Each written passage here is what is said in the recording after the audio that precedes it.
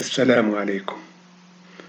Dans ce document, je présente une note de synthèse des documents, réflexions et débats du forum de l'EDD en 2024-2025 pour une éducation de qualité. Et le texte, dans cette présentation, est transformé en conversation par l'intelligence artificielle de notre LM. Bienvenue, aujourd'hui on plonge dans la manière dont l'Algérie articule éducation de qualité, développement durable et intelligence artificielle. Oui, un sujet complexe. On a plusieurs documents pour ça, une note de synthèse du Forum de l'éducation pour le développement durable de 2025. Tout récent, donc. Voilà, on a aussi le référentiel de l'UNESCO sur l'IA dans l'éducation et puis un briefing qui fait le lien entre tout ça. D'accord. L'idée, c'est de comprendre un peu la stratégie algérienne pour l'objectif de développement durable 4, surtout la cible 4.7. La cible sur les compétences pour le développement durable. Exactement.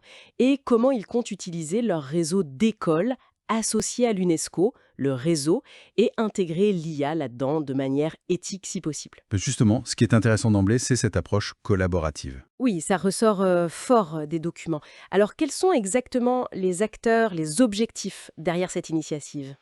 Alors, au centre, on a ce forum de l'UDD. Il l'appelle aussi le forum de l'apprenance. D'accord. C'est un rassemblement d'experts, des universitaires, des chercheurs, des enseignants, le tout coordonné par la Commission nationale algérienne pour l'UNESCO. La CNAEC. Voilà. Et leur mission principale, c'est de bâtir une stratégie nationale pour ce fameux réseau, les écoles associées. Pour atteindre l'ODMI P4.7? C'est ça, assurer que d'ici 2030, chacun acquiert les connaissances et compétences nécessaires pour promouvoir le développement durable. Ce qui inclut pas mal de choses, j'imagine. Ah oui, droits humains, égalité des genres, culture de la paix, citoyenneté mondiale, appréciation de la diversité culturelle. C'est vaste. D'accord, c'est ambitieux. Très clair.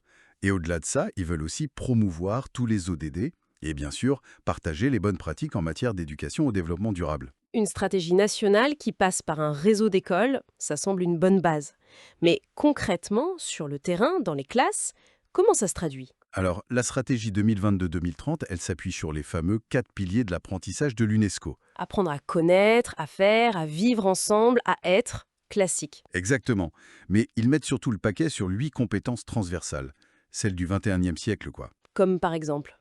L'analyse systémique, comprendre les liens entre les choses, l'anticipation, la collaboration, la pensée critique. La pensée critique, c'est-à-dire? Par exemple, apprendre aux élèves à évaluer des infos sur le climat, distinguer un fait d'une opinion, voir les différents points de vue. D'accord. Et pour mettre ça en œuvre? Il y a une feuille de route, des supports pédagogiques, des guides, des vidéos, ce genre de choses, et puis un recours assez important aux TIC. Les technologies de l'info et de la communication. Oui, via des plateformes comme Google Meet, Zoom, etc. Pour connecter les écoles, partager. Est-ce qu'on a des exemples concrets de projets issus de cette stratégie? Oui, les sources en donnent quelques-uns. Par exemple, la promotion du codage dès le primaire dans une école qui s'appelle El Awal. Intéressant.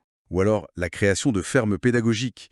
Ça, c'est dans les écoles La Citadelle du Savoir et Samet, pour reconnecter les jeunes à la nature, au cycle du vivant. Plutôt orienté environnement, là. Oui.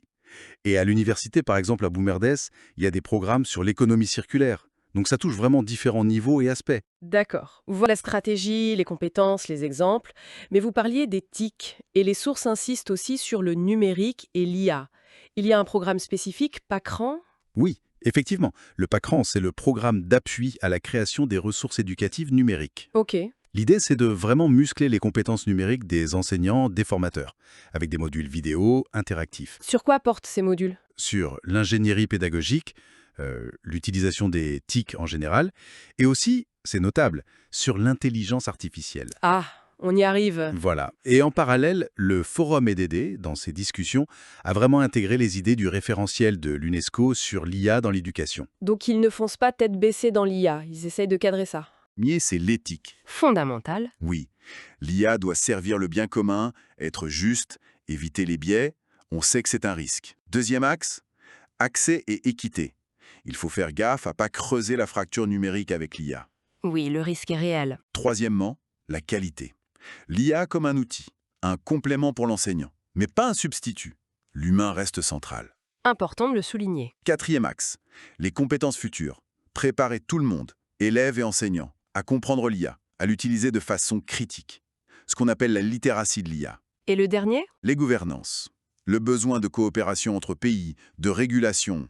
L'UNESCO pousse pour une IA humaniste qui protège les données et qui aide à atteindre l'ODD 4, l'éducation de qualité. Et des exemples d'applications envisagées? Oui, on parle d'apprentissage personnalisé, adaptatif, ou d'analyse pour repérer plus tôt les élèves en difficulté et les aider.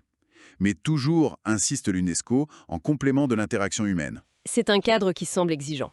J'imagine que l'appliquer sur le terrain, trouver le bon équilibre entre innovation et éthique, ça va être le défi. Absolument. Et c'est là que la formation des enseignants via le PACRAN, par exemple, devient absolument clé. Il faut les outiller pour ça. Bon, alors si on essaye de résumer un peu tout ça, qu'est-ce qui ressort de ces documents sur la démarche algérienne? Une approche structurée, je dirais. Oui, on voit bien la structure, le forum EDD qui pilote, le réseau comme levier, et surtout cette volonté de lier très fort l'éducation au développement durable, l'ODD 4.7, le développement de compétences clés pour l'avenir. Et l'intégration de la technologie, notamment l'IA. Oui, mais une intégration qui se veut réfléchie, éthique, en phase avec les recommandations internationales, comme celle de l'UNESCO, le tout basé sur la collaboration, l'innovation pédago. Et la formation continue, on l'a dit. Tout à fait. Et ça nous amène peut-être à une dernière réflexion, une question pour l'avenir. Je vous écoute. Face à cette évolution hyper rapide de l'IA, et en même temps cet accent mis sur des compétences comme la pensée critique, la collaboration, l'anticipation, laquelle de ces compétences, au final, sera vraiment la plus cruciale? Celle qui nous permettra de naviguer au mieux cet avenir de l'apprentissage, du travail, dans un monde qui se cherche durable. Bonne question.